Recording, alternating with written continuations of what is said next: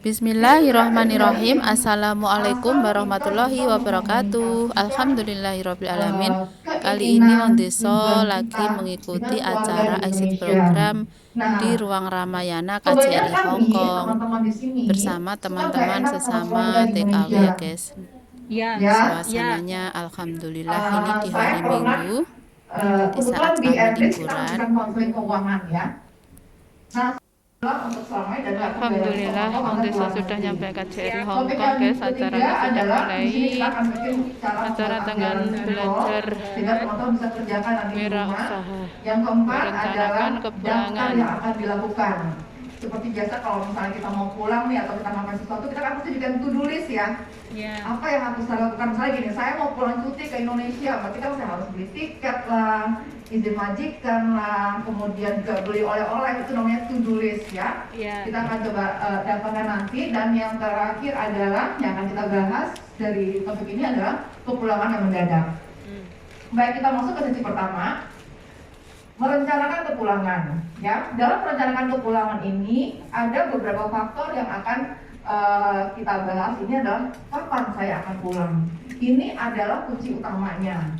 Nah, teman-teman harus bikin target kapan saya mau pulang.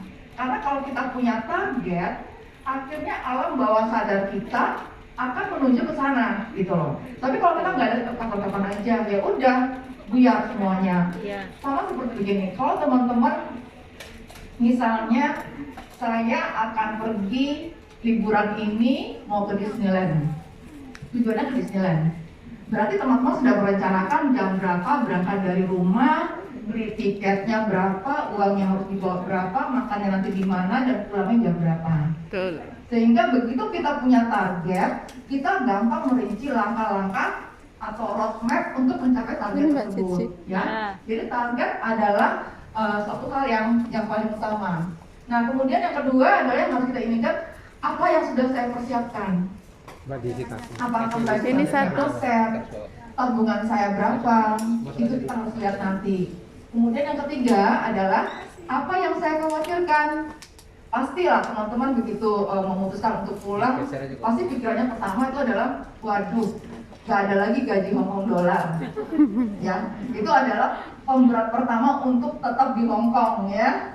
Nah, kemudian yang dikhawatirkan berikutnya adalah nanti kira-kira pendapatan Indonesia itu berapa sih yang saya dapat? Apakah saya bisa bekerja? Apakah saya harus masuk pabrik lagi? Ataukah apakah saya harus jadi ibu rumah tangga? Sehingga pikiran-pikiran inilah yang menjadi kekhawatiran teman-teman semuanya. Dan kemudian juga bagi teman-teman yang aktif berorganisasi, itu juga jadi pemberat untuk tetap tinggal di Hongkong. Kenapa? Karena selama ini setiap hari libur saya punya tujuan yang jelas beraktivitas.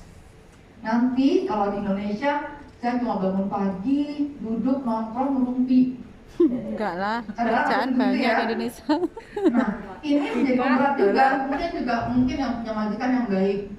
Saya juga sering nonton beberapa kali gitu hubungan pekerja migran dan majikannya sangat baik sekali dengan keluarganya, sehingga di saat mereka harus balik ke Indonesia untuk for good-nya, untuk selamanya, itu sangat berat. Apalagi kalau misalnya sudah menjaga anak majikan dari bayi gitu ya, jadi kayak ada ikatan emosional, udah kayak anak saya sendiri gitu misalnya. Itu juga membawa memberat pulang ke Indonesia, kekhawatiran yang muncul. Nah, kemudian juga meninggalkan kehidupan di Hongkong yang sangat-sangat efektif ya. Hongkong itu disiplin, ya, transportasinya juga bersih, nyaman gitu ya. Nah, itu yang kadang-kadang, pas pulang itu udah di airport udah kecewa gitu kadang-kadang. Tapi kembali lagi namanya hujan batu di negeri sendiri baik daripada hujan emas di negara orang. Karena teman-teman di sini kan nggak ada keluarga. Jadi memang harus tempatnya adalah berkumpul bersama keluarga. Jadi jadikanlah pekerja migran ini sebagai jalan keluar emergensi. Ya, jadi bukan untuk nyaman-nyamanan untuk selamanya di Hongkong gitu ya. Baik. Nah, kemudian menetapkan pembahasan yang target. kedua, kita harus menetapkan target. Apa targetnya? Yang ada dua, ya. Pertama, target itu bisa dikendalikan. Yang kedua, target yang tidak bisa dikendalikan. Yang dikendalikan apa misalnya? Contohnya yang pertama adalah tanggal kepulangan, itu bisa ditargetkan. Kita memutuskan sendiri kapan kita harus pulang, ya.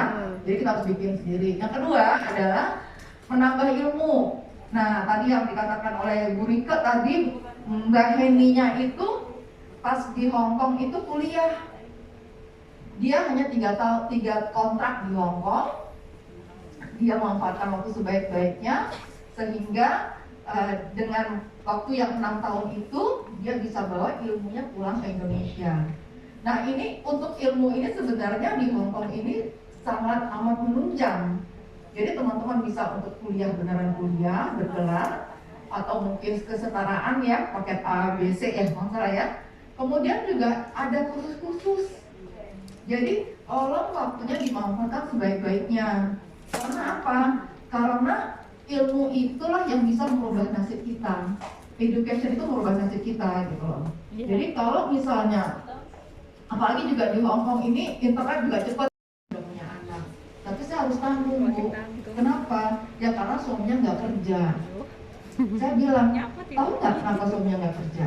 Kenapa, Bu? Karena sudah didapat duit setiap bulan dari Hong Kong. Nah, hal-hal seperti inilah yang membuat teman-teman di Hong Kong ini seakan-akan terpojok. Betul. Saya pengen bantu keluarga, tapi kok keluarga saya kok keenakan. Akhirnya tujuan saya yang cuma sebentar di Hong Kong, lama-lama akhirnya saya nggak tahu tujuan lagi.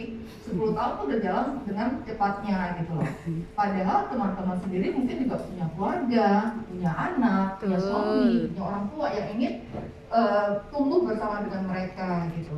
Jadi jumlah tabungan ini teman-teman harus bicarakan dengan keluarga bahwa saya rencana pulang dalam waktu mungkin 2 tahun lagi, saya harus rajin menabung, ininya konsekuensinya. Jadi keluarga harus berusaha mencari pendapatan lainnya. Betul. Ya. Nah, kadang-kadang merasa kayaknya nggak mungkin, Bu. Sebenarnya sebelum kalian kesini kan mereka sudah ada pekerjaan sebenarnya. Cuma karena di sini udah gaji lebih gede, akhirnya bergantung. Iya, Tapi kan jangan selamanya, gitu ya. Betul. Nah, kemudian teman-teman juga perlu adanya networking, saling kenal, yang saling membutuhkan, saling menguntungkan ya.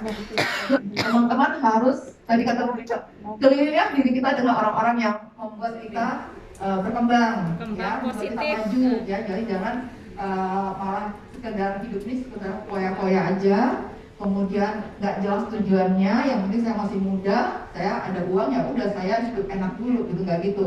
Karena waktu terus berjalan, teman-teman itu punya batas waktu minimal. Kadang-kadang ada yang berniat lama tapi tiba-tiba sakit, itu juga banyak kan ya. Tiba-tiba ada medical check up, oh kena kanker payudara gitu. Nah, udah kanker payudara ketahuan oleh majikan, lebih angkat, majikan udah nggak mau lagi nanti, karena kan udah nggak mungkin akan berat misalnya. Jadi banyak konsekuensinya. Nah, kemudian target yang berikutnya adalah tidak bisa dikendalikan. Ini nih reaksi keluarga. Pasti ada keluarga yang senang, pasti juga ada keluarga yang kecewa. Kok pulang sih? Gitu.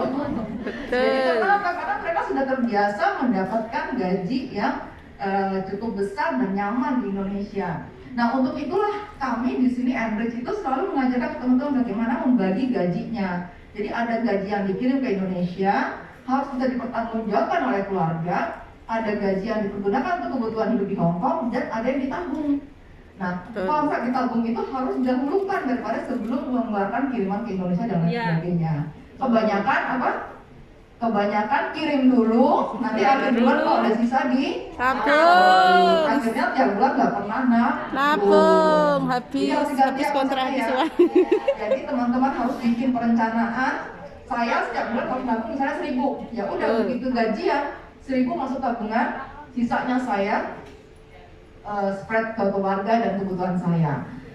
Nah, yang kedua adalah yang tidak bisa dikendalikan adalah apa nih?